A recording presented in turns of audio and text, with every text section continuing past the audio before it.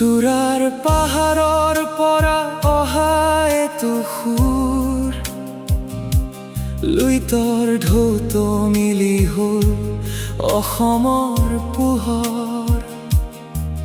গীতে আছিল তোমাৰ পৰিচয়, জুবিন দা তুমি আমাৰ হৃদয়ে। অনামিকাৰ অগিনৰ সেই নতুন জোৱাৰ হৃদয়ত জ্বলিছিল সুৰৰ জোনাক।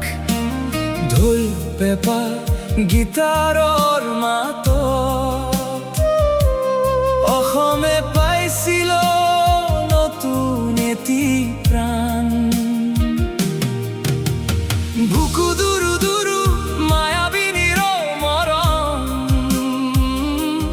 গাঁৱৰ পথাৰতো বাজিছিল তোমাৰ গীতৰ ধ্বনি। আলিৰে দেশ জুৰি উৰিছিল নাম, তথাপিও হৃদয়ত আছিলে কেৱল অসম। জুবিন মামা লুইতৰ কণ্ঠ তুমি, বৰষুণৰ সুবাসত আজিও শুনো তোমাৰ এই সুৰত ধ্বনি।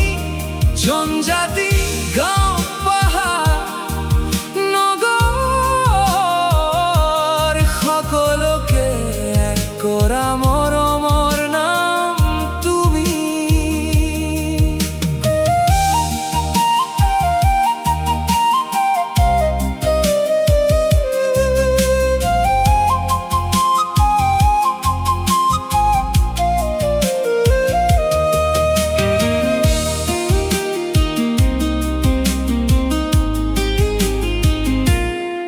বিহুৰ ঢোলত তুমি মাটিৰ গান গাইছিলা,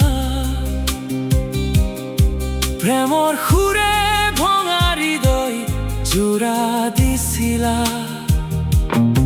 দুখৰ দিনতো মানুহৰ কাষত ৰৈ, বানপানীৰ ৰাতিতো আশাৰ বন্তি জ্বলাইছিলা। চিনেমাৰ পৰ্দাটো দেখিছিল অসম, মিছন চাইনাতো জাগিছিল নতুন সপোন। গীত কবিতা প্ৰতিবাদৰ ভাষা হৈ তুমি হৈ ৰলা জনগণৰ স্পন্দন। ভূপেন দাৰ পথৰে আগবঢ়া এটি সুৰ, অসমীয়া আত্মাক দিছিলা নতুন পোহৰ। চল্লিৰ ভাষাত ক'লেও তোমাৰ গান, প্ৰাণত আছিল সদায় মই অসমীয়া মানুহ। আজিও সন্ধিয়া লুইতৰ পাৰে কাৰোবাৰ ফোনত বাজে মায়াবিনী। আজিও চাহ দোকানৰ ৰেডিঅ'ত জীয়াই থাকে তোমাৰ সুৰৰ ধ্বনি। অসমৰ আকাশত জোনাক হৈ চিৰদিনে জিলিকি থাকিবা তুমি। জুবিন